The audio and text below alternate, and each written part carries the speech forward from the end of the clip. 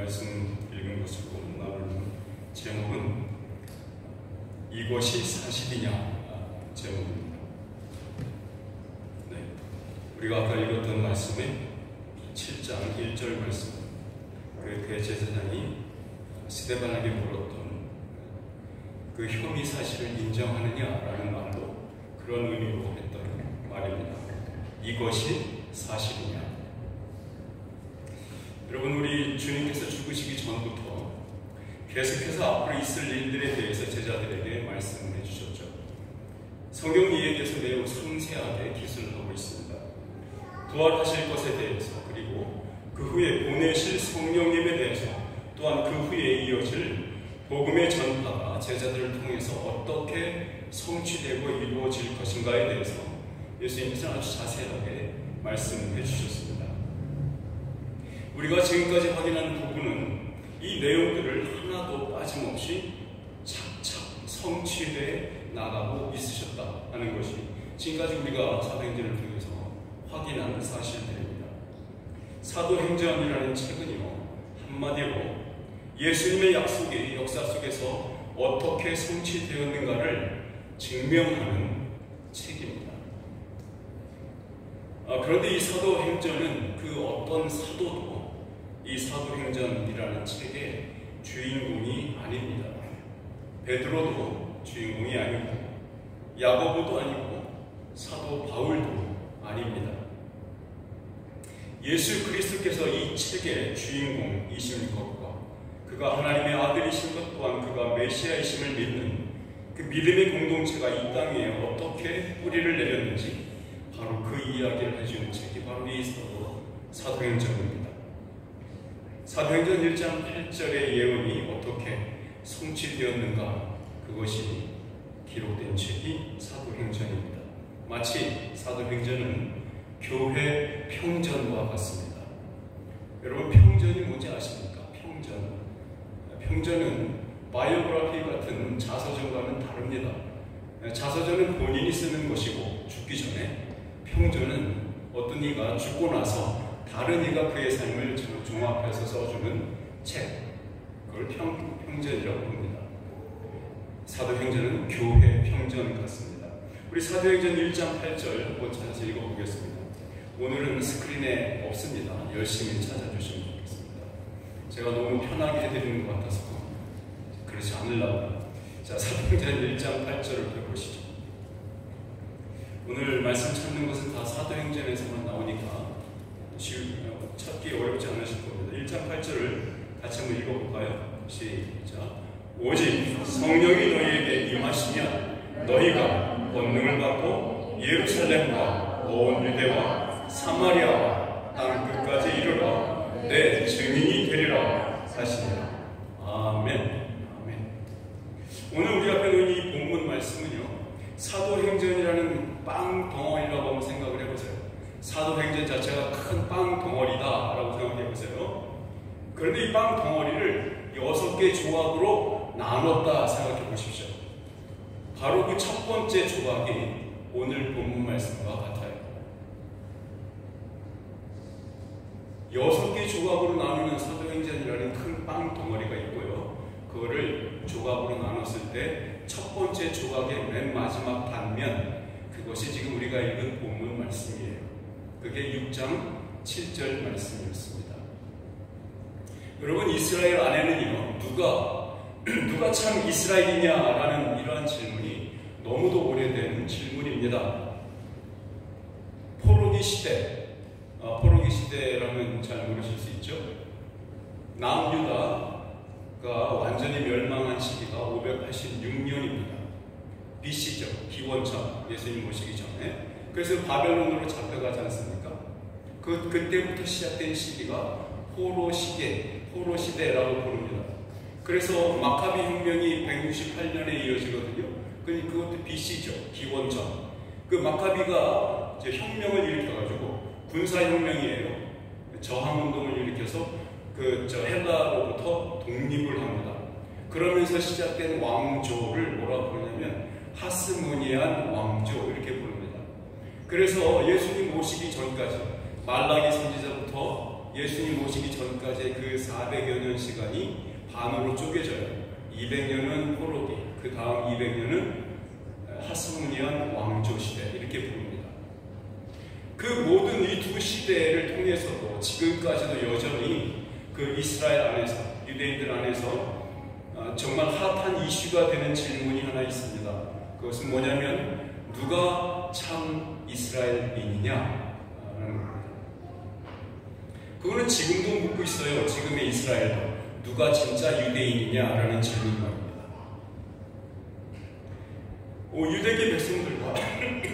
유대계 백성들과 지중해 전역으로 흩어진 디아스포라 유대인 공동체 사회가 있었죠. 지금 말씀드린 포로기 시대하고 하스모니안 왕조 시대, 이 시대를 통틀어서 계속해서 사람들은 바깥으로 빠져나갔어요. 이해되시죠? 저 헬라 지역으로 빠져나와서 그쪽에서 이주해서 살았다 이 말입니다. 교포들이다 이 말입니다. 그 사람들과 지금 유대에서 계속 자라고 태어나고 자란 유대인들이 있죠. 그 둘 사이가 어떨 때는 굉장히 대립을 했고 어떨 때는 타협하면서 함께 잘 살았어요. 대립도 있었죠, 물론. 그래서 이 헬라파 유대인들은 유대에서만 자란 유대인들과는 약간 다르게 다른 사조, 다른 생각들을 많이 접하죠. 바깥에 살고 있으니까. 그러면서 이들만의 독특한 냄새, 독특한 사조를 만들어냅니다. 오늘 말씀 속에서 나온 그 헬라파 유대인들의 내용들이 있잖아요.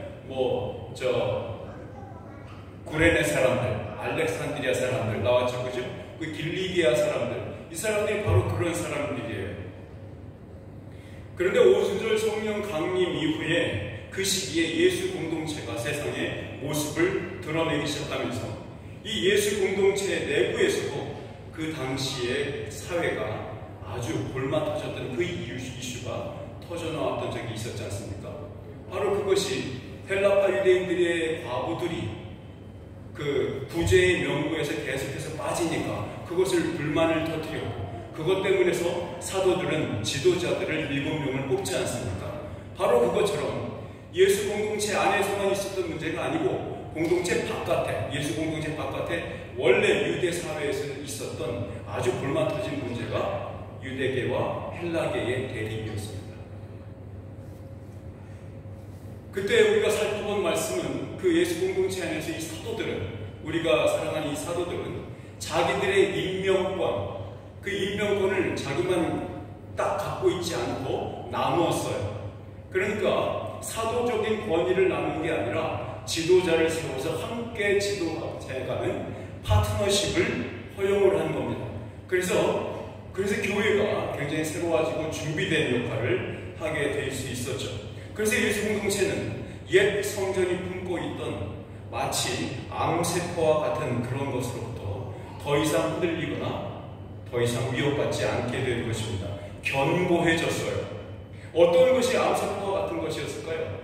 그러니까 지금 잘 생각해보면 제가 말씀드린 세 가지의 갈등 요소가 있었다는 걸 기억하십시오. 첫 번째는 예수 공동체 바깥에 유대인들 사이에서 헬라파 유대인과 유대계 유대인들의 서로 대립과 갈등이 있었고, 예수 공동체 안에 헬라파 유대인 크리스천, 유대계 크리스천, 그죠? 이 두 공동체, 두 사람, 다른 출신의 사람들이 예수 공동체 안에서 갈등이 있었다. 이해되셨죠? 네, 이 두 가지 갈등. 그리고 마지막 세 번째 갈등은 뭐냐면 옛 성전과 새 성전인 예수 공동체 사이의 갈등입니다. 이 새 성전이 시작됐어요. 예수 그리스도로 인해서 오순절로 시작했어요. 자, 거기에 들어온 사람들이 이스라엘, 예루살렘과 온 유대의 3분의 2 이상의 사람들이 예수 공동체 안으로 들어왔습니다. 엄청난 운동입니다. 힘이 엄청난 거예요, 사회적으로. 만약에 무엇인가 어떤 그룹으로 인해서 힘을 발휘하게 된다면 너무도 큰 변혁이 일어날 수 있는 그런 대비죠. 그런 상황 속에서 옛 성전이 갖고 있었던 아주 정말 안 좋은 암세포와 같은 것이 무엇이었냐면 두 가지가 있었습니다. 이 암세포 때문에 옛 성전 안에 자리 잡고 있던 그 암세포는 그 성전 자체를 옴싹달싹 못하게 했습니다. 움직이지 못하게 했어요. 변화하지 못하게 했어요. 그래서 생기를 잃어버리게 만듭니다. 먼저는 혈통의 계보를 따라서 세습하는 구조예요. 혈통의 계보를 따라서 제사장이 세습돼요. 자, 그런데 이 예수님 시대 때, 이 사도 시대 때는 어떤 일이 벌어졌냐면요, 단순히 혈통으로서 레위인들이 계속해서 제사장 역할을 하는 이것도 그게 그나마 좋은데 이것조차 부패되어 버렸습니다. 성전 중심의 제사를 시작하면서 그 안에 성전만이 아니라 정치가 같이 들어옵니다. 근데 정치에서 리더 역할을 하는 사람들이 어떤 것도 맡게 되냐면 제사장도 맡아요. 그 일로 인해서 일어난 게 마카비 혁명이에요. 그 내용이 뭐냐면, 예전까지는 지도자인 왕과 제자 그리고 제사장 역할은요 따로따로 구별을 해서 했습니다. 왕은 왕의 역할만 했고요, 제사장은 제사장의 역할만 했어요. 그런데 마카비 혁명이 일어나기 전에, 그 하스모니아 왕조가 시작되기 전의 이야기입니다. 하여튼 일단 나중에 더 자세히 설명드리기로 하고, 그때에 그 정치 지도자인 사람이 종교 지도자를 같이 겸하려고 시도를 했어요. 이제 리더를 섰단 말이죠. 백성이 왕으로 섰어. 이 사람이 통치자가 제사장 역할도 같이 하려고 해버린 거예요. 그래서 안 돼! 라고 하면서 뻗팅겨서 나온 게 유다 마카비 혁명이에요. 자, 근데 그 모습이 지금까지 이어지고 있는 거예요. 여러분 그저 가야바라는 말 들어보죠. 가야바. 대제사장 가야바. 안나스라는 이름 들어봤죠? 가야바하고 안나스의 무슨 관계냐면, 가야바는 안나스의 사위예요. 안나스는 가야바의 장인 어른이에요. 그 전에 또 무슨 일이 있었냐면, 왕은 또 헤롯 대왕 아시죠? 헤롯 더 그레이트라고 부르는 헤롯 대왕은 자기가 혈통적으로 안 좋은 불가촉 천민에 속하는 이둠의 출신이거든요. 에돔 족속이야. 이 에돔 족속은 에서의 후손이야. 그러니까 어떤 왕이 될 수 없는 사람이야, 유대인의 왕으로. 그런데 왕이 됐잖아요, 로마에 의해서. 그래서 이거를 어떻게 자기 피를 좀 업그레이드 시킬까 해서 부인을 얻어요. 하스모니아 왕가의 자손인 그 여자를 아내로 얻어. 그 아내를 얻어서 이 천민에서 좀 벗어나려고, 귀족 계급이 되려고 하는 노력을 하죠. 이것들이 아주 편제했었어요. 혼잡시키는 것이고, 원래 내려왔던 그 전통이나 그것들이 완전히 뭉개져 버리고 있어요. 그러니까 혈통적으로 세습하는 것도 문제인데, 이제는 그것도 모자라서 혈통적으로 세습이 아니라 혈통적으로 혼잡시키고 있는 거예요. 정신을 흐리고 있는 거죠. 그것이 암세포와 같이 연결되어 있었어요. 둘째는 뭐냐면, 이 성전이 더 이상 성전의 역할을 할 수 없는 상태가 되어버렸어요. 왜 그러냐면 제사장들의 부패 때문에 그렇습니다. 옛 성전은 그저 신학적으로, 교리적으로 이제 예수 그리스도 때문에 새 성전이 시작되었으니까 옛 성전은 이제 기한이 다 됐고 의미가 없어 라고 말하는 것, 이것은 물론 맞는 말이고 한 면에 해당합니다. 그런데 그 더 이면에 가보면 그 성전이 어떻게 죽은 나무의 역할을 하고 있었는지 그 당시의 상황을 보면 너무도 명확해집니다. 정말로 생명이 없었어요. 어떤 열매도 달리지 않는 죽은 나무와 같았던 성전이었습니다. 그런데 그 성전을 예수 그리스도가 자신의 생명수로 뒤덮어 버렸습니다. 그렇게 새로운 성전은 잉태되었고, 그렇게 새로운 성전은 탄생되었습니다. 그렇게 탄생한 교회가 이렇게 든든히 서가는 모습, 이것이 사도행전이 기록하고 있는 겁니다. 사도들은 더 이상 기름 부음을 받은 자만이 다른 사람을 기름 부을 수 있는 권위, 그 권위를, 그 형식을 고집하지 않았어요. 사도들은 자신들의 사도적 권위로 여전히 교회를 이끌어가고 교회를 보호했고 교회를 세워나갔습니다. 사도들은 옛 성전에서 볼 수 없었던 방식으로, 또 행해진 적이 없던 방식으로 공동체 멤버들 스스로 지도자를 뽑게 했습니다. 그렇게 초기 예수 공동체는 당시의 현안들을, 이슈들을 지혜롭게 그리고 은혜롭게 해결하였습니다. 이 일은 단순히 교회 내부의 문제만을 해소하는 것에 의미가 있지 않습니다. 밖으로는 이 예수 공동체의 생명력과 진지함 그리고 진리에 온전히 서 있는 하나님의 집임을 만방에 드러낸 효과를 가져왔습니다. 그렇게 예루살렘과 유대를 뒤덮고도 남을 만한 제자들이 생겨났습니다. 오늘 읽었던 6장 7절에 있는 첫 절의 말씀을 한번 다시 한번 볼까요?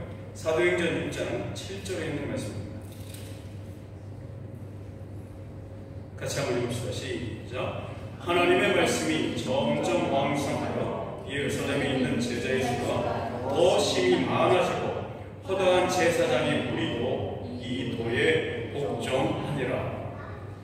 여러분, 이 구절은 괜히 써 있는 게 아닙니다.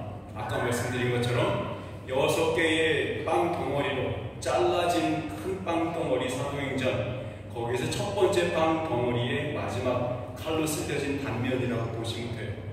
그것이 뭐라고 써있냐면 허다한 제사장의 무리도 이 도에 복종하니라 라고 써있지 않습니까? 여러분, 제사장이 어디서 일하는 사람이고 무슨 일을 하는 사람인지 여러분 대충 아시지 않습니까? 그들이 일하던 곳은 어디입니까? 성전입니다. 어떤 성전일까요? 예루살렘 성전입니다. 거기서 어떤 일을 하죠? 제사의 일을 맡아 하죠. 또 제사일만 뿐만 아니라 교육하는 일도 합니다. 그렇죠? 백성들을 교육합니다. 가르칩니다. 말씀을 가르치죠. 또 뭐도 하죠? 재판의 역할을 합니다. 김씨, 박씨, 너 둘이 무슨 문제가 생겼어. 너가 잘못했고 너가 잘못했으니까 이렇게 손해배상해줘야 돼. 라고 하는 재판도 합니다. 이게 제사장의 역할이에요. 어떤 분들은 이 구절을 가지고 무슨 이유가 있었을 거야. 다른 이유가 있어서 이 제사장의 무리가 많은 사람들이 한꺼번에 예수 공동체에 들어온 거 될 것 같아요. 그 이유 중에 하나가 뭐냐면 배가 많이 고팠을 거야 라는 겁니다. 왜냐하면 제사장이라고 하는 그룹들은 대제사장 그룹만 빼놓고 일반 제사장들은 정말로 빈곤에 처해 있었어요. 어느 정도냐면 이 사람들은 일자리, 그러니까 페이드 워커로 일하는 시간이 1년에 딱 2달입니다. 딱 2달만 월급을 받는 거예요. 성전에서 일하면서. 그 나머지 10달은 뭐하고 살았겠어요? 파트타임 워커입니다. 비정규직, 한국말로 말하면.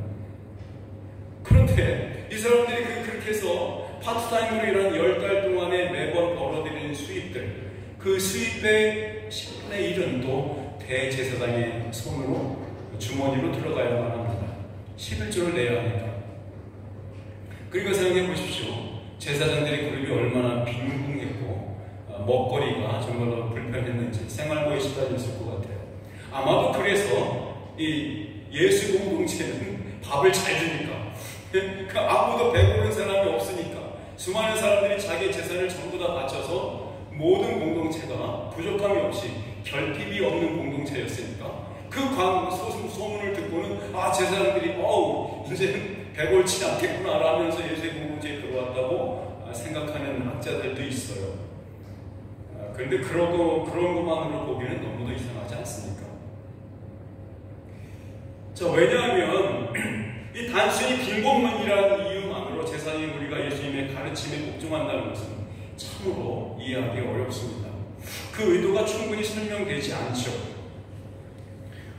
어떤 직업군에 있던 사람을 특별하게 묘사하고 있는 것으로 미루어 볼 때에 예루살렘 성전에서 봉사하던 제사장들이 아주 짧은 시일 내에 그렇게 많이 교회의 신자로 등록했다는 것은 의미심장한 일입니다. 이 제사장들이 섬기던 예루살렘 성전은 더 이상 자신들이 봉사해야 할 곳이 아님을 깨달았기에 분명히 그 깨달음이 있었기에 이런 일이 벌어진 것입니다. 이들은 새롭고 영원한 성전에서 남은 인생을 보내고 싶었어요. 참 성전에서 봉사하고 싶었습니다. 모든 제자들의 마음이 각각 성령의 전인 성전이 되는 그 새로운 구원의 세상으로 들어오기를 그들은 원했습니다. 예수님께서 성전에 대해서 예언한 것을 여러분 기억하시죠? 몇 번에 걸쳐서 당시 아름답고 웅장하게 서 있던 예루살렘 성전이 멸망할 것을 예언했습니다. 그리고 그것을 자신의 몸에 빗대어서 성전이 죽음에서 일어나는 그 부활로 새롭게 지어지고 새롭게 시작될 것임을 말한 바가 있죠. 그 옛 건물로서, 옛 성전으로서의 그 모세율법에 기반한 성전은 더 이상 시효가 남지 않았음을 말하고 있는 겁니다. 옛 성전의 기한은 지났다는 겁니다. 그리고 새 성전이 온전히 섰다는 것을 반증하는 구절이 바로 허다한 제사장이 무리가 이 도에 들어왔다라는 표현입니다. 허다한 제사장이 무리가 이 도에 들어왔다. 그것을 의미하는 표현입니다. 그들은 그렇게 하는 것이 참 율법의 그 참 의미를 그대로 실천하는 것임을 깨달았기 때문입니다. 오늘 본문 속에서 우리는 한 사람을 만납니다. 그의 이름은 스데반이라는 사람입니다. 여러분 아시겠지만 많은 설교자들이 스데반과 같은 꿈을 꿉니다. 어떤 꿈이냐면 설교하다가 심장에 멈춰 죽기를 바라는 꿈이죠. 꼭 이렇게 웃으시는 분이 있는데 저 또한 바라는 겁니다. 물론 이 강단에서 죽는 것보다 침대에서 죽긴 하겠죠. 그러나 그 일을 계속 하다가 죽으면 얼마나 좋겠습니까? 그렇게 변치 않고 하나님의 말씀을 사랑하며 가리키며 같이 나누는 그런 역할을 하는 것이 참 소중하다 이런 의미겠죠. 그죠? 그 설교자들이 그런 얘기를 가끔 농담 삼아 진담 삼아 하기도 하죠. 그런 면에서 스데반만큼 복된 사람은 없었겠죠. 여러분 스데반은 일곱 명의 일꾼으로 선출될 만큼 성령과 지혜가 충만한 사람이었습니다. 이렇게 식탁 봉사를 위해서 뽑혔던 이 사람은 단순히 그 식탁 봉사만을 위해서 뽑힌 게 절대 아니죠. 그래서 그 지도자들을 뽑았다는 그 이유는 너희들은 이 식탁 봉사만 해, 밥만 차려, 사람들 뭐 돌보는 역할만 해, 그런 의미로 뽑은 게 아니에요. 그것을 금지한 게 아니야. 말씀 사역이나 전도 사역을 금지한 게 아니라는 것을 이해하셔야 합니다. 그러니까 사도들이 했던 역할과 별반 다를 게 없었다라는 말씀입니다. 우리 본문 말씀 8절과 9절을 한번 읽어보겠습니다. 사도행전 6장 8절과 9절입니다. 시작. 스데반이 은혜와 권능이 충만하여 큰 기사와 이른바 자유민들 즉 구레네인, 알렉산드리아인, 길리기아와 아시아에서 온 사람들의 회당에서 어떤 자들이 일어나 스데반과 더불어 논쟁할세. 여러분 사도들이 행했던 것처럼 이 스데반도 큰 기사와 표적이 나타납니다. 그런데 이것을 비판하고 대적하는 세력이 등장하고 있습니다. 여기서 언급되는 헬라파 유대인들은 예수 공동체에 들어온 사람들이 아니고 헬라 출신의 유대교인들을 말하는 것입니다. 당시 헬라파 유대인들이 자기들만의 모임 장소로 쓰는 장소가 따로 있었다는 것에 이견이 없습니다. 그런데 우리가 알 수 없는 것은 이 헬라파 유대인들이 두 그룹으로 나눠져서 표현되어 있죠. 하나는 자유민들이라고 하는 구레네인과 알렉산드리아인입니다. 여기서 자유민들이라고 하는 얘기는 원래는 슬레이브였다, 노예 계급이었다 이런 얘기입니다. 노예 계급으로 그쪽 가서 일을 하다가 뭐 돈을 얻어서 뭐 했든지 뭐 자유를 샀든지 자유인이 된 사람들을 말합니다. 그래서 다시 지금 6월절이나 초막절을 지키기 위해서 예루살렘에 온 사람들을 말합니다. 그 사람들이 어디 출신이냐면 구레네인, 이게 사이프러스입니다. 그 옆에 있는 섬이 있죠. 지중해에 있는 사이프러스 아시죠? 안 가보셨습니까? 안 가보셨으면 말을 하지 마세요. 죄송합니다. 구레네인과 알렉산드리아니, 그 알렉산드리아는 이집트예요. 이집트 아시죠? 알렉산드리아? 그 70인경을 처음 만들어 놓은 그것을 했던 장소. 자, 그래서 이 구레네인과 알렉산드리아 하나로 묶여져요. 자유민들이라는 말로. 그 다음에 길리기아와 아시아에서 온 사람들이라는 말은 또 다른 그룹으로 묶여지는 거예요. 그래서 회당이, 이 사람들이 회당을 같이 썼을지 아니면 따로따로 독립된 회당, 시나고그를 가지고 있었는지는 정확히 모르겠습니다. 그러나 어쨌든 중요한 것은 헬라파 유대인들, 그러니까 유대파 출신의 유대인들이 아닌 교포들은 와서 자기들만 따로 교회를 차렸다 이 말입니다. 회당이 있었다. 유대교 회당이 있었다. 그런데 스데반 집사님이 지성인을 불러도 되죠. 스데반 지성님께서 그곳에 가서 설교를 한 모양입니다. 말씀을 전한 모양이에요. 한글 번역에서는 이것들이 내용 이름들이 연이어 나와가지고 한 그룹을 보이지만 두 그룹이에요. 이 두 그룹의 헬라파 유대인들이 스데반과 논쟁으로 시비가 붙었다는 말씀이 오늘 우리가 지금 읽었던 8절과 9절 말씀의 내용입니다. 그 중요한 것은 하나 증거로 제시할 것은 뭐냐면요. 1913년에 고고학절 발견이 있었어요. 예루살렘에서. 발견되는데 무엇이 발견됐냐면 유대계, 헬라파 유대인들의 회당이라고 써있는 비문이 발견이 돼 있어. 어떤 한 장소가. 근데 그 장소는요, 지금으로 말하면 러지예요, 러지. 그러니까 숙박시설로도 이용됐었어요. 그러니까 헬라파 사람들이 교포들이 와서 예루살렘에 머물 때 하는 머무는 숙박 장소이기도 하며 밑에는 회당으로 사용된 거예요. 그렇게 복합 건물이었죠. 옛날부터 복합 건물이 있었던 것 같아요. 이처럼 유대 헬라파 유대인들은 자신들만의 회당을 운영하고 또한 그 회당에서 스데반이 가르쳤던 것으로 보입니다. 헬라파 유대인들은요, 지금도 마찬가지죠. 토착 유대인들보다도 훨씬 더 보수적이었던 것 같습니다. 왜냐하면 지금 이주해 있는 한국 이민 교포들도 굉장히 보수적이죠. 여러 면에서. 그리고 여러분 잘 아시듯이 영국에 사는 무슬림들이 얼마나 보수적인지 여러분 아시죠? 본토보다 더 보수적입니다. 본토보다 더 아이들을 쥐잡고 본토보다 더 얼굴에 더 씌우려고 하죠. 굉장히 보수적이죠.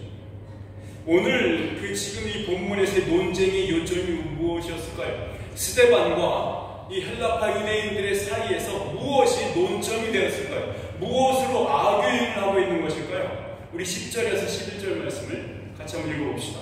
10절에서 11절 시작. 스데반이 지혜와 성경으로 말함을 그들이 능히 당하지 못하여 사람들을 매수하여 말하게 하되 이 사람이 모세와 하나님을 모독하는 말을 하는 것을 우리가 들어오느라 하게 하고. 여기서 보니까 분명히 나타나는 건 하나 있죠. 이 헬라파 유대인들은 돈이 많았다. 그쵸? 아니 매수를 했대잖아요. 돈으로 샀다는 거 아닙니까? 그죠? 어쨌든 우리가 유머 포인트가 다르긴 하지만 공감은 하셔야 돼요. 매수했다라고 써있지 않습니까? 돈이 많았어. 어쨌든 분명히 이 스데반이 그 회당에서 설교했던 가르쳤던 내용 중에서 악유행을 논쟁이 시작된 부분은 분명한 것 같습니다. 그것은 뭐냐면 분명히 성전에 대해서 말했을 것이고 분명히 율법에 대해서 말하고 있었던 것이 분명합니다. 그렇죠? 자, 이들은 스데반의 지혜와 성령으로 말하는 것을 당해내지 못했습니다. 그래서 뒷거리를 하듯이 은밀하게 사람들을 충동했죠. 스데반이 하지도 않은 말을 거짓으로 꾸며서 모함하기 시작했습니다. 그것으로 흡족하지 않았던지 이제는 더욱더 노골적으로 많은 사람을 부추겼습니다. 자, 모함의 내용은 딱 두 가지입니다. 첫째는 모세를 모독했다라는 것이고요. 둘째는 하나님을 모독했다라는 것이 두 번째 내용입니다. 스데반이 받은 혐의는 그러니까 율법 모독죄, 또 다른 하나는 신성 모독죄입니다. 흥미롭게도 이 두 제목들은 예수님께서 당하셨던 모함의 내용과 정확하게 일치하고 있죠. 자, 거짓 증인들을 만들어내고 있었던 법 기술과 유대인 지도자들의 약점을 딱 잡고 그것을 정확히 건드리는 내용으로 세간의 이목을 집중시켰던 바로 그 내용과 똑같습니다. 여러분, 우리가 예수 그리스도의 남은 고난에 동참한다는 것은 어떻게 증명이 될 수 있을까요? 내 삶이 예수 그리스도의 고난과 예수님처럼 살고 있다는 것을 우리가 어떻게 증명해내느냐 이 말입니다. 지극히 마땅하게도 예수님을 괴롭히며 대적했던 이들의 괴계와 회책들로 인해서 우리의 마음이 괴로움을 당하고 있다는 것, 바로 그러고 있다면 우리가 그리스도와 동행하고 있다는 것이 증명이 되는 셈입니다. 스데반의 경우가 그랬습니다. 예수님을 위한 삶이었을 뿐만 아니라 예수님처럼 체포되고 재판을 받는 모습을 한번 보십시오. 우리는 다 같이 역사 속에서 교회라는 그릇에 담겨져 있고 또 이 교회를 통해서 완성된 계시로 인해서 신자된 우리들이 갖고 있는 하나님과 율법에 대한 지식은 그때보다 더욱더 충만해졌고 더욱더 원숙해졌고 더욱더 온전해졌습니다. 그에 따라서 사탄의 유혹과 시험은 더욱더 교묘해집니다. 보다 더 개인적으로 보다 더 깊은 사생활의 영역으로 바뀌어져 갑니다. 요즘은 인간 다음에 밀실이라고 부르는 양심, 바로 그 양심이 사탄과 마귀가 공격하는 타겟이 되고 있는 시대입니다. 포스트 모던에서 후기 포스트 모던으로 넘어가는 이 시기에서 모든 진리나 가치 체계의 잣대를 자기 개인의 것으로 만드는 시험과 유혹입니다. 사탄의 입장에서는요, 너무도 공격하기가 쉽습니다. 인간들이 한데 몰려 살거나 하지도 않고 삶을 나누는 형태로 살지 않는 파편화된 삶을 살고 있기 때문에 그렇습니다. 삶의 형태뿐만 아니라 사고의 방식에서도 더욱 두드러지게 나타나죠. 그런 의미에서 우리가 이 교회 공동체 속에 산다는 것은 말씀과 은혜를 나누는 것뿐만 아니라 그것으로 인해서 이 시대 안에서 건강하고 윤택하고 복된 삶을 사는 유일한 방법인 것을 믿으셔야 합니다.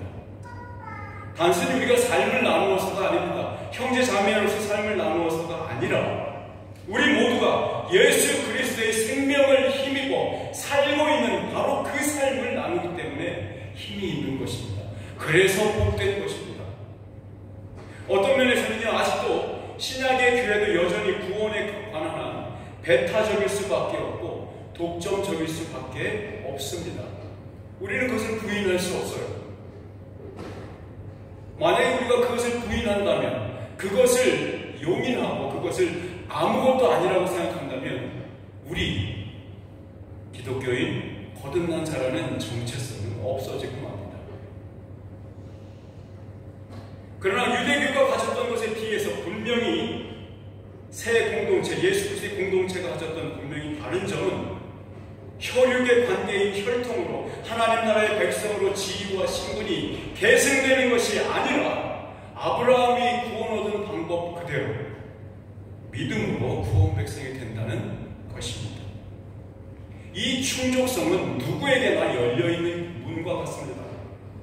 이 문을 드나드는 모든 사람에게는 구약에서부터 이미 복이 선포되어 있습니다. 이 문을 들어가는 자, 이 문에서 나오는 자 모두가 복받는 은혜가 주어진다는 것입니다. 사랑하는 여러분 중에서 혹시라도 아직 이 복에 들어오지 않은 사람이 있다면 반드시 예수 그리스도를 자신의 주인으로 모셔드리는 은혜가 있기를 바랍니다. 영접하는 자, 곧 그 이름을 믿는 자들에게는 하나님의 자녀가 되는 권세를 주셨다고 말하지 않습니까? 우리가 하나님 아버지를 아바 아버지라고 부를 수 있는 것은 성령님으로 인해서 거듭났기 때문입니다. 거듭난 자라는 증거입니다. 성령님의 사역 아니고서는 이러한 고백을 할 수 없는 거예요. 예수 그리스도가 그의 삶과 죽음을 통해 가능하게 하신 그 구원에 들어가는 것이 우리가 그 구원에, 그 예수 그리스도의 고난에 동참하는 증거입니다. 이 고난은 예수를 알기 전에는 우리가 느끼지도 못한 것입니다.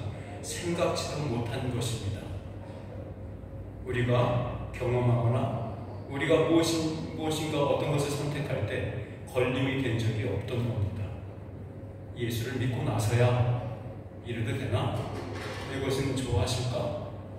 이것이 크리스찬으로서 마땅한 일인가? 생각하기 시작합니다. 이것이 우리가 예수 그리스도에게 속했다는 증거입니다. 예수 그리스도의 사심은 우리에게 의를 주시기 위함입니다. 의에 줄이고 목마른 사람은 복이 있습니다라는 말씀을 기억하시죠? 우리들이 복 받았고 여전히 그 복으로 살고 있는 자라는 증거는 우리가 그 의의를 사모하며 갈급해하고 있다는 것입니다. 거기에서만 인간은 참된 인간의 모습을 발견할 수 있고 그곳에서 성숙하게 숙련될 수 있습니다. 이와 같은 은혜가 저와 여러분에게 모두 넘쳐나게 주님의 이름으로 축원합니다. 여러분, 이제 구체적으로 스데반의 믿음의 내용을 살펴보면 좋겠습니다. 시험과 유혹과 핍박과 협박이 강압과 폭력으로 도전해 올 때에 그 믿음의 실체가 드러나기 마련이죠. 여러분, 스데반을 걸어서 거짓으로 고소한 사람들의 말은 도대체 일리가 있었던 말이라고 생각하십니까? 우리 본문 11절에서 14절까지의 말씀을 같이 한번 읽어보겠습니다. 11절에서 14절 시작. 사람들을 매수하여 말하게 하되 하나님을 모독하는 말을 하는 것을 우리가 들어노라 하게 하고 백성과 장로와 서기관들을 충동시켜 와서 잡아가지고 공회에 이르러 거짓 증인들을 세우니 이르되 이 사람이 이 거룩한 곳과 율법을 거슬러 말하기를 나지 아니하는도다. 그의 말에 이 나사렛 예수가 이곳을 헐고 또 모세가 우리에게 전하여 준 규례를 고치겠다 함을 우리가 들어노라 하거늘. 도대체 이들은 스데반이 했던 발언 중에서 어떤 부분을 걸고 넘어지고 있는 것입니까? 신성 모독, 율법 모독, 이 두 가지죠. 그럼 신성 모독은 이 스데반이 했던 발언 중에 무엇과 관련이 있는 겁니까? 성전과 관련이 있습니다. 스데반은 성전에 대해서 이렇게 말했을 것입니다. 분명히 이것을 우리가 바로 그 7장 47절로 50절에 확인할 수 있습니다. 우리 바로 그 한 페이지를 넘기면 7장, 사도행전 7장입니다. 47절에서 50절 말씀을 한번 같이 읽어보면 좋겠습니다.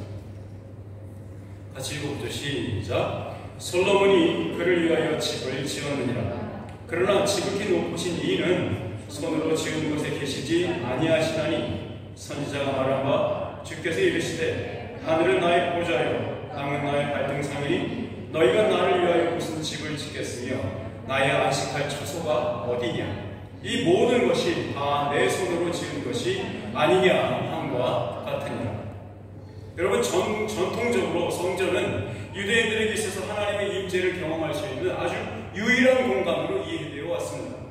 오로지 하나님의 백성으로 선택된 유일한 민족인 유대인들에게만 드나드는 것, 출입이 허용되었어요. 그만큼 배타적이고 독점적인 공간이 바로 성전이었습니다. 여러분, 스데반은 이런 성전 이해에 대해서 굉장히 부정적인 견해를 가지고 있었던 것이 분명합니다.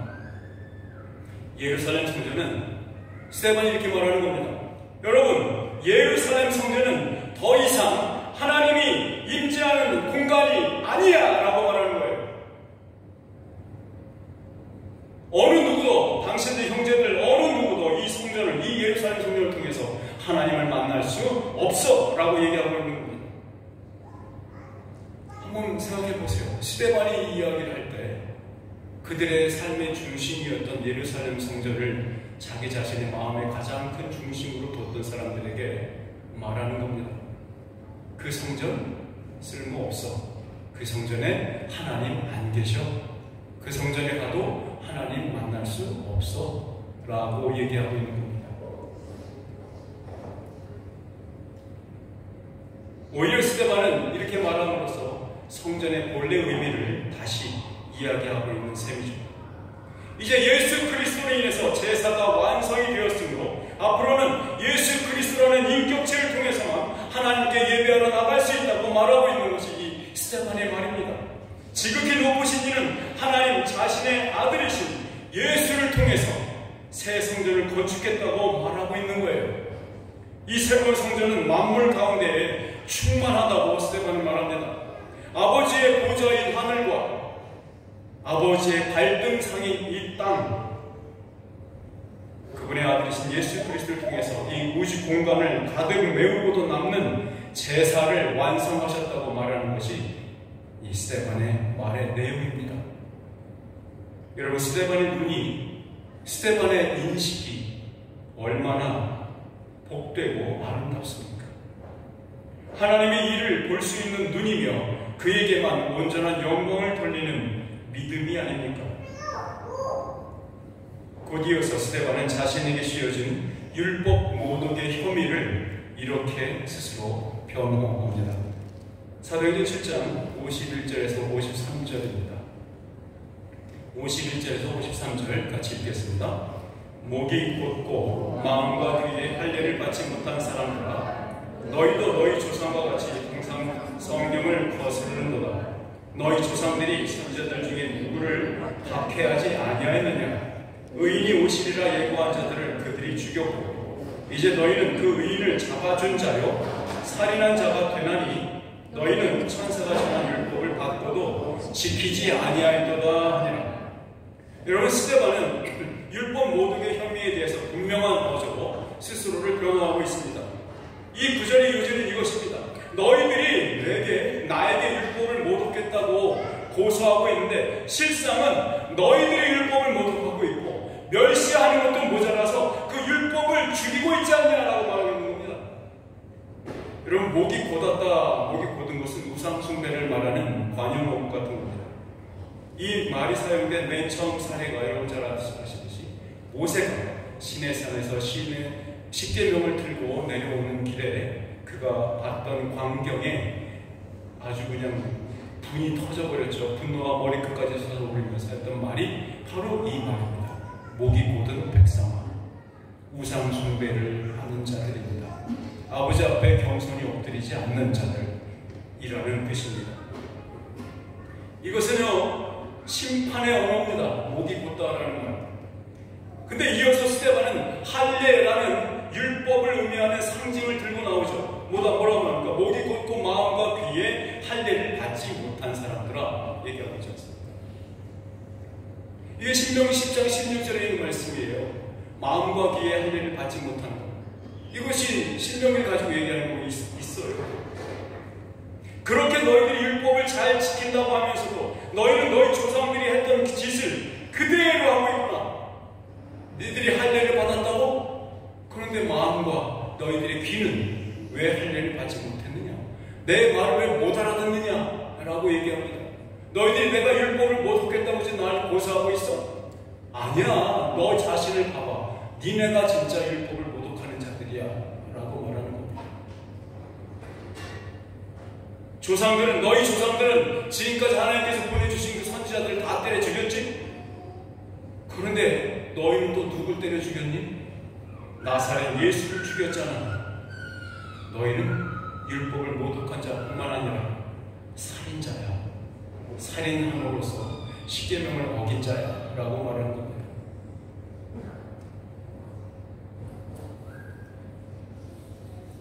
자, 여러분, 이러한 스데반의 말을 듣고 있을 때 이 사람들은 어떻게 생각이 됐을까요? 성경은 이를 갈며라고 표현되어 있습니다. 그냥 머리에 뚜껑이 열리면서 이를 갈며 달려들며 죽이는 장면이 그 다음에 나옵니다. 여러분, 오늘 본문을 함께 읽을 때 이상한 점을 놓치지 못하셨습니까?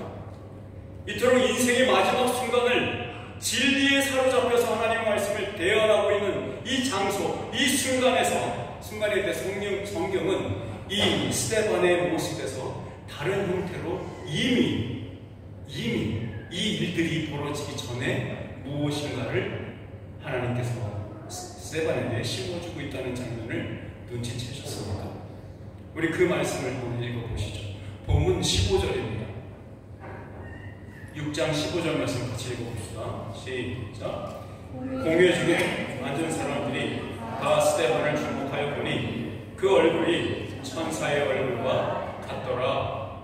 아멘. 여러분, 이 말씀은 성령님께서 스데반과 같이 옆에 서서 증언하고 있는 증인으로 서 계시다는 의미를 상징하는 것입니다. 이 구절은 스데반이 자기 변호를 위해서 설교를 시작하기 전부터 그 얼굴이 천사의 얼굴처럼 변해 있었다라고 말해주고 있지 않습니까? 여러분, 이 구절을 어떻게 이해하십니까? 이 구절을 기억하시죠? 모세가 모세가 하나님께서 말씀을 하신 것 때문에 그 얼굴에서, 피부에서 광채가 났던 사건 아시죠? 그래서 그것을 두려워하니까 모세가 뭘 뒤집어 썼습니까? 수건을 뒤집어 쓰는 일이 있었죠. 우리 출애굽기 34장에 있는 말씀을 한번 찾아서 읽어보면 좋겠습니다. 34장 29절로 30절 출애굽기. 자, 찾으신 분만 같이 읽어봅시다. 모세가 그 증거의 두 판을 모세의 손에 들고 시내산에서 내려오니 그 산에서 내려올 때 모세는 자기가 여호와와 말하였으므로 말미암아 얼굴 피부에 광채가 나나 깨닫지 못하였더라. 아론과 온 이스라엘 자손이 모세를 볼 때에 모세의 얼굴 피부에 광채가 남을 보고 그에게 가까이 하기를 두려워하더니 라고 했죠.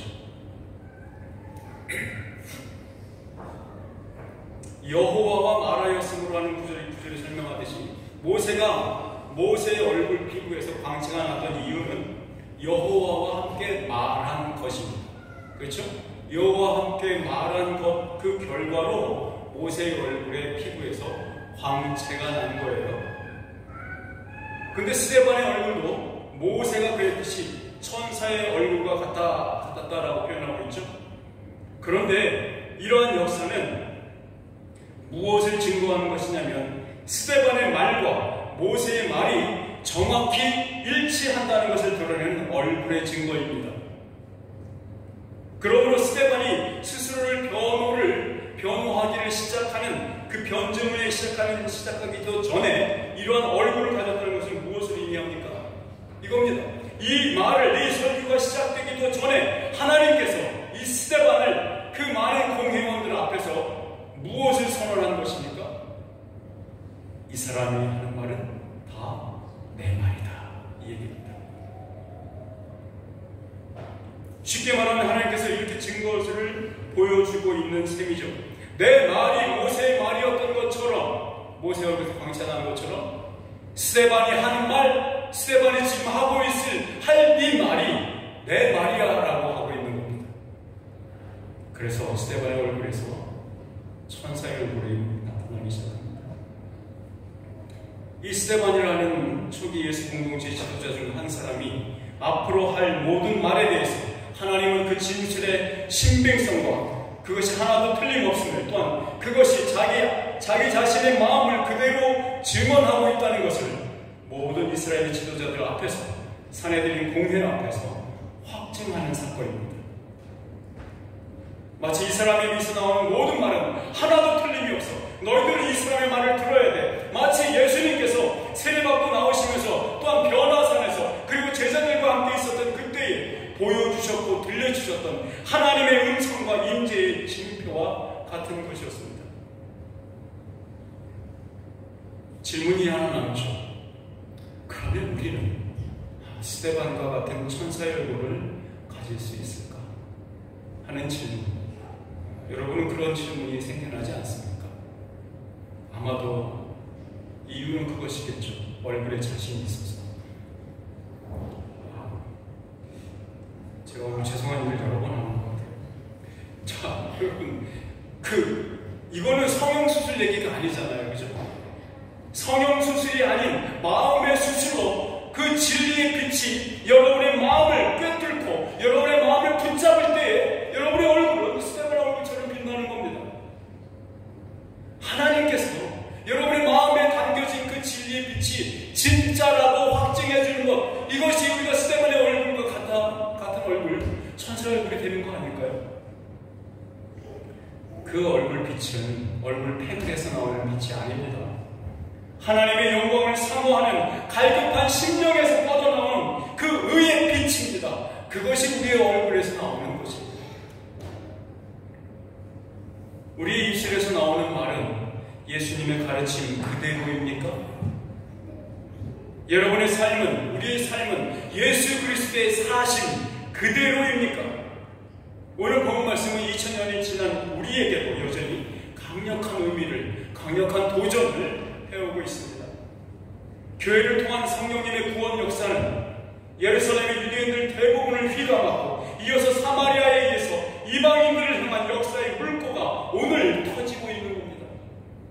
유대와 예루살렘은 이미 접수했어요. 이제 어디로 가야 합니까? 사마리아로 가는 그 길에 서 있는 거예요. 그것이 첫 번째 빵덩어리입니다. 우리가 함께 공동체로 모여서 신앙생활하고 있다는 이것은 이처럼 정확하고도 튼튼한 뿌리를 갖고 있기 때문에 너무 우리에게 귀한 것입니다. 그래서 여러분과 저의 믿음이 흔들리는 상황이 온다 할지라도, 그런 상황에 닥친다, 시험과 협박이 온다 할지라도 꺾이지 않는 이유는 무엇입니까? 여러분의 믿음이 튼튼해서가 아니에요. 여러분의 믿음이 강해서가 아니라 여러분의 믿음이 서 있는 그 기초가 하나님께서 만들어 놓은 기초이기 때문에 그렇다는 겁니다. 이것이 우리가 서 있는 뿌리입니다. 성령님께서 우리 믿음의 선배들인 사도들을 통해서 이 교회의 기초를 세우게 하셨습니다. 그 교회 공동체가 선출한 지도자들을 통해서 사도들과 동역하게 하셨다면 지금도 그 성령님께서 이 교회를, 이 모임을 세워가시고 있다는 것과 자라게 하시고 있다는 것과 또한 온전케 하고 계심을 우리는 신뢰할 수 있습니다. 우리 로마서 8장에 있는 말씀 한번 마지막으로 찾아보고 말씀을 읽겠습니다. 로마서 8장 31절에서 39절 말씀. 로마서 8장 31절에서 39절 말씀. 자, 이 말씀을 우리 모두 일어서서 말씀을 받겠습니다. 로마서 8장 31절에서 39절입니다.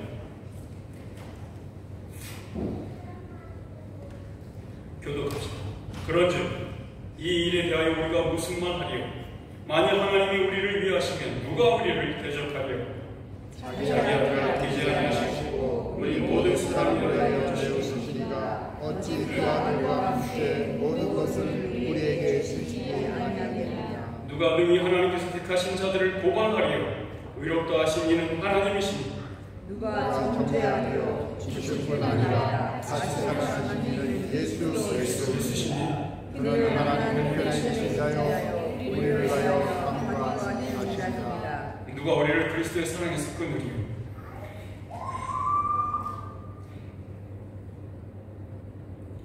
환난이나 공고나 박해나 기근이나 적신이나 위험이나 칼이랴. 기록된 바 우리가 종일 주를 위하여 죽임을 당하게 되며 도살당할 양같이 여김을 받았나이다 함과 같으니라. 그러나 이 모든 일에 우리를 사랑하시는 이로 말미암아 우리가 넉넉히 이기느니라. 내가 확신하니 사망이나 생명이나 천사들이나 권세자들이나 형제들이나 장로들이나 능력이나 같이 있겠습니다. 높음이나 기쁨이나 다른 어떤 비전을 가도 우리를 우리 주 그리스도 예수 하나님의 사랑에서 끊을 수 없으리라. 아멘. 사랑하는 여러분, 당당하고 담대하게 믿음 생활하실 수 있습니다. 그렇게 사시기 바랍니다. 왜냐하면 역사가 증거하고 있고 성령님이 증거하고 있지 않습니까? 그렇게 흐르기 시작한 교회 공동체의 강로는 지금도 이어지고 있습니다. 우리 교회도 그렇게 흘러갈 것입니다. 그저 둥둥 떠내려가는 게 아닙니다. 기쁨으로, 자원함으로, 성령과 지혜가 충만함으로 구원의 역사의 주체가 되어 살고 있는 것입니다. 스데반의 얼굴을 가진 교회 공동체로 살아갈 것을 믿으시기 바랍니다. 이 구원의 일은 우리에게 달린 것이 아닙니다. 창조주의 손이 그 일을 잡고 주장하시고 있기 때문에 가능한 것입니다. 우리가 가진 믿음의 무게와 영광이 얼마나 빛나고 크고 장엄한 것인가 다시 한번 교육하시는 오늘 하루 되시길 바랍니다. 우리의 밀실인 양심에 깊게 복음을 새기는 거룩한 하루, 거룩한 주일이 되시기를 주님의 이름으로 축원합니다. 기도하겠습니다. 사랑의 말씀 아버지 하나님, 작은 시간 동안 주님의 거룩한 말씀을 함께 나누었습니다. 이 말씀 때문에 우리가 섰고, 이 말씀 때문에 우리가 살고 있고, 이 말씀 때문에 우리의 미래도 주님의 손에 붙잡혀 있음을 믿습니다. 하나님, 은혜를 더하여 주시고 말씀을 더하여 주시고 믿음을 더하여 주시사 우리 안에서 하나님의 복된 확증의 빛이, 의의 빛이 날로 샘솟게 하시고 드러나는 역사가 우리의 삶 속에서 우리의 말과 행동으로 드러나게 하여 주시옵소서. 예수 그리스도의 이름으로 기도합니다. 아멘. 자, 찬송가 162장 찬양드리겠습니다.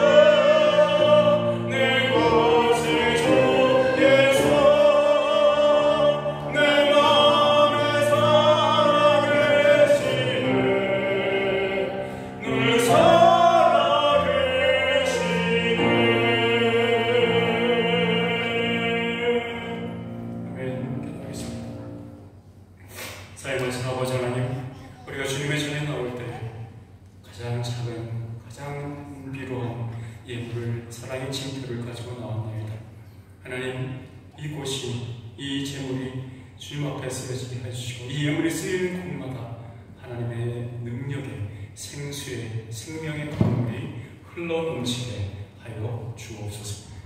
아버지, 이것을 바치고 이것을 가져오는 성도들의 공개하는 손길을 축복하시고 그 가정의 은혜를 베풀어 주시며 그 가정의 약한 것들, 아버지 그 가정 속에서 필요한 결의와 결핍들이 모두 해소되며 하나님의 능력과 은혜 속에 풍족하며 충족함을 누리는 은혜가 임하게 하여 주시옵소서. 이제는 우리 주 예수 그리스도의 은혜와 하나님 아버지의 크신 사랑과 성령 하나님의 교통감화 충만케 하시는 역사가 이제 주님 앞에 머리 숙여 나오며 이제 또한 주님 앞에 사랑의 징표를 또한 그 얼굴의 아름다움을 마음속으로부터 진리로부터 갖기를 소원하는 보며 하나님께 사랑하는 형제 자매들 머리 위에 이제부터 영원토록 함께 있음을 지어다. 아멘.